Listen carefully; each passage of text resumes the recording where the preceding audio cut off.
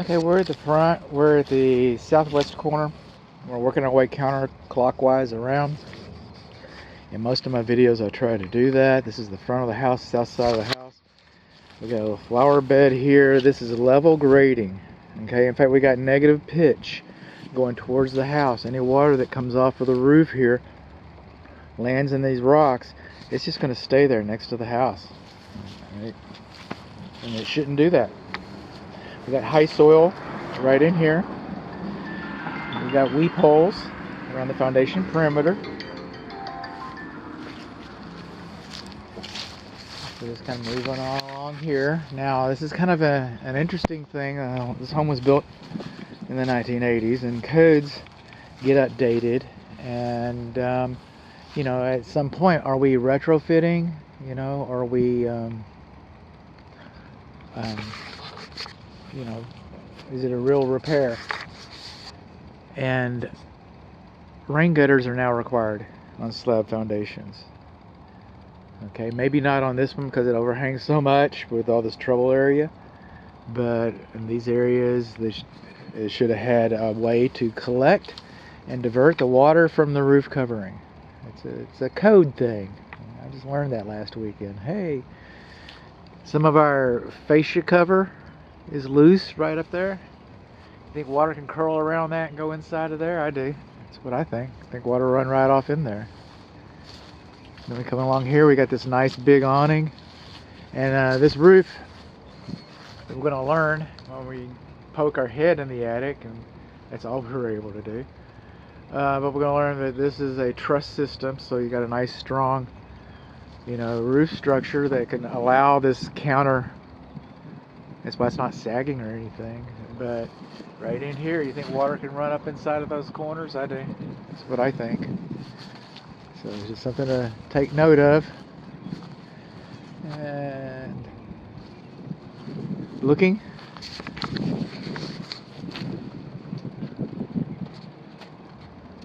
And this is vinyl siding, by the way. And if there's siding, they're hiding. So we don't know what this looks like behind the siding. We can kind of get a clue here. They actually put a styrofoam base behind here. And this is cracked. So it's pretty well insulated. And coming along here, anytime that your roof comes down and your wall is adjacent to the drip line, there should be kick-out flashing right there. And then it should have rain gutter, and rain gutter divert the water down that way. Okay, now up here, and you probably saw this in another video, but at this moment in time, I do not know what that solar panel is for. There's a little bitty, like a 1 by 1 foot solar panel. Sometimes they activate fans. I don't know. I do know that we've got a passive attic vent fan there. A passive attic vent fan there. Then we come along to our gable ends. And we have gable vents. That's two different types of venting system over the window. Two different types of venting systems. It may be working perfectly well. You might have been an improvement in performance. But the code says that you should not mix your ventilation systems. And a gable vent usually takes care of the entire attic. And these passive vents like that up there, typically they work with, those are exhaust vents specific, and they work with air intake vents. And gable vents are neither. They're both, but neither, whatever. So again, it might even be an improvement, but technically it's a code violation.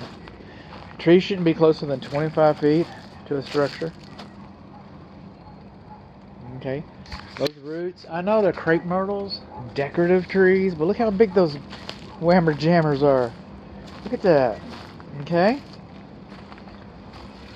you think those roots will suck up the water out of your foundation that your foundation needs? I do.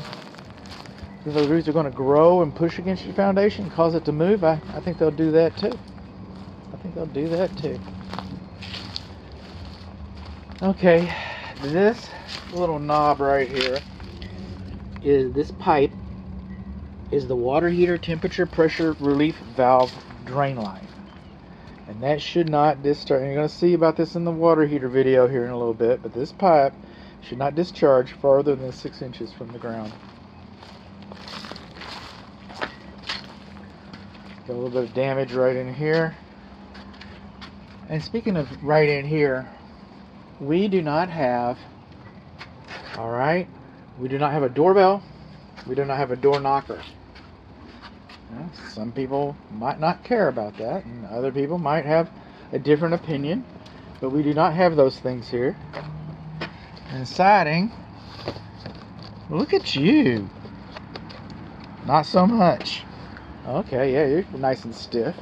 Let's check you out over here, Mr. Siding. So they call it hanging siding. It's supposed to deflect. It's supposed to slide.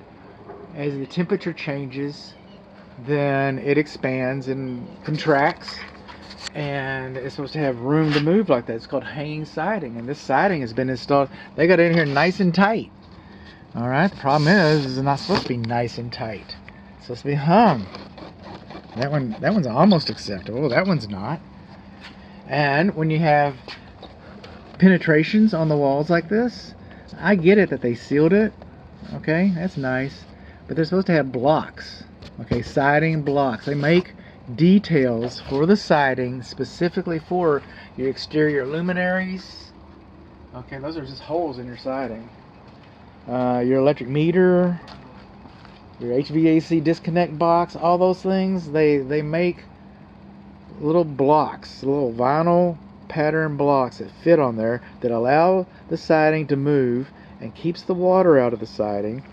Okay, this is the front exterior receptacle outlet, electrical receptacle outlet. Right in there, you have to just dig way down in there to get some electricity. And that's not GFCI protected. There's another hole, and there's another hole, and there's another hole. There's like 4 holes right along here. The trees are too close. Moving on along. Right in here. You think water can curl around that and come in there? I do. That's what I think.